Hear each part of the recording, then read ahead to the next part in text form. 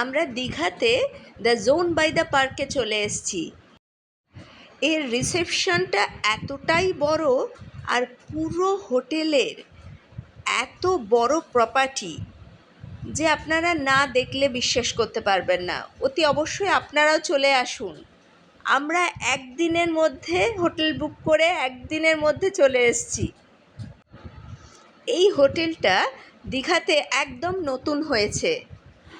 আমি বেশি কথা না বলে আমার মেয়ের গানের সঙ্গে পুরো হোটেলটা ঘুরিয়ে দেখাচ্ছি। मेरे बिना मैं रहने लगा हूँ, तेरी हवा में बहने लगा हूँ, जाने में कैसे तेरा हुआ हूँ। मुझे तो लगता है मैं शायद तेरे दिल की दुआ हूँ। हाँ, तुझको जो पाया आहा तो जीना आया। ओ अब ये लम्हा ठहर जाए, थम जाए, बस जाए हम दोनों के दरमिया। तुझको जो पाया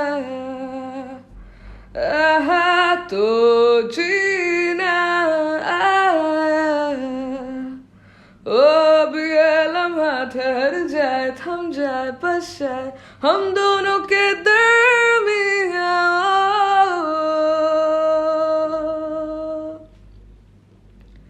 पहले से ज्यादा मैं जी रहा हूँ जब से मैं तेरे दिल से जुदा हूँ।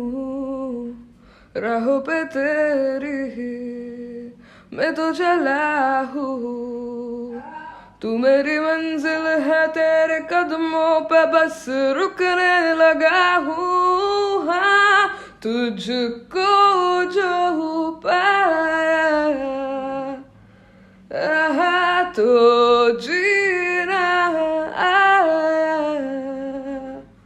अब ये लम्हा ठहर जाए, थम जाए, बस जाए हम दोनों के दरमिया।